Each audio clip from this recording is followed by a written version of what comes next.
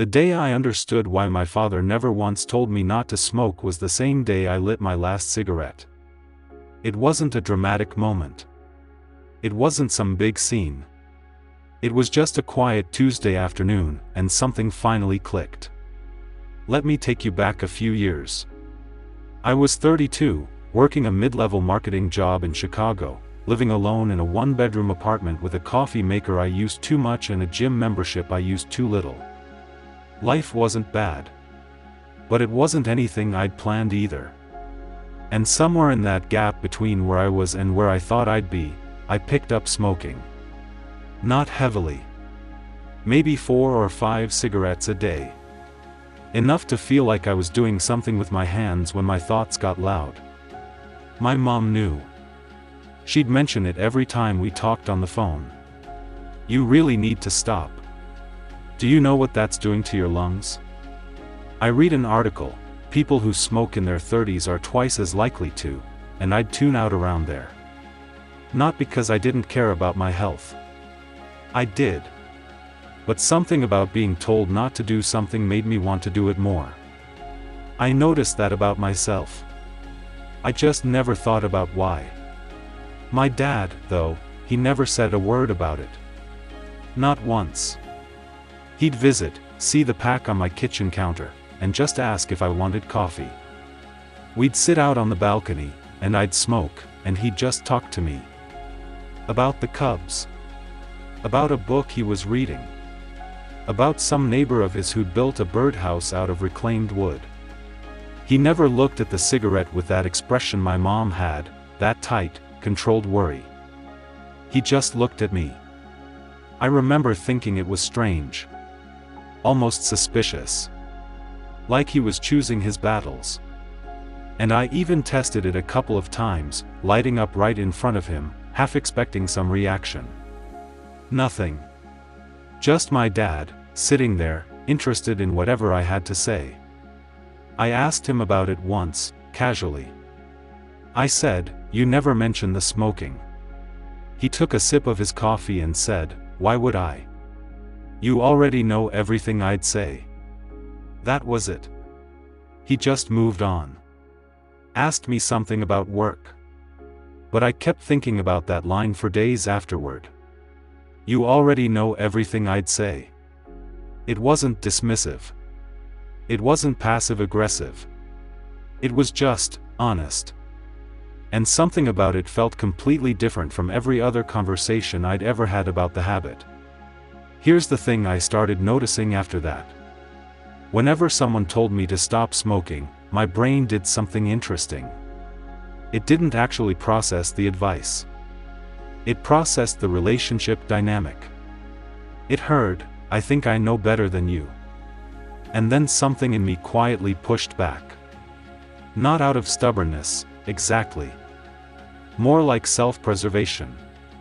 Like some deep, automatic part of my brain was saying, "I'm an adult. I get to decide." And the more someone pushed, the more I felt I needed to hold my ground. Not because the cigarettes mattered that much. But because letting go of them, in that moment, would feel like admitting they were right and I was wrong. Like surrendering something. I started paying attention to this pattern in other places too. At work, I had a colleague named Priya. She was good at her job, sharp, organized, the kind of person who always had the answer 2 steps before everyone else. But whenever there was a team discussion, she had this habit of ending her suggestions with, "Just don't do it the old way, that never works." And every single time she said that, I'd watch people in the room quietly double down on whatever she'd just dismissed. Not because the old way was better. But because being told not to do something triggered something in them. I brought it up to her once, gently. She looked genuinely puzzled. "But I'm right," she said. "The old approach has failed 3 times. "I know," I said. "But saying, 'don't' makes people feel managed. And nobody likes feeling managed." She thought about that for a second. "So what am I supposed to do, just not say anything?" And that's the question, isn't it? Because there's this assumption baked into most of us that if we care about something, we should say so. Loudly. Clearly. With enough urgency that the other person finally hears it. We think repetition and pressure are the tools of persuasion. But they're usually the tools of resistance. I started reading about this, loosely, out of curiosity. Not psychology textbooks, just articles, conversations, things I'd stumble across. And I kept running into this idea that psychologists call reactance. The basic version is this: when people feel their freedom is being threatened, their freedom to choose, to decide, to behave how they want, they don't just ignore the threat. They actively move toward the forbidden thing. Not always consciously, but reliably. Tell a kid not to touch the red button, and the red button becomes the only thing in the room. Tell someone their relationship is a bad idea, and suddenly they're more certain than ever that they're in love. Tell a colleague not to go with a certain strategy, and watch them find 12 reasons why that strategy is actually fine. It's not irrational. It's deeply, quietly human. It's the brain protecting the self. What my dad understood, maybe instinctively, maybe from years of watching people, was that unsolicited advice isn't really about information. It's about control. And when people sense control, they resist.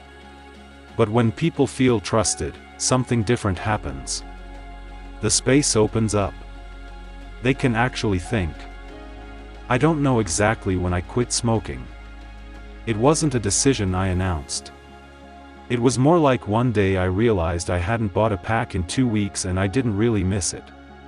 The craving was still there sometimes. But the grip was gone. And I think part of what loosened that grip was just not being told I had to.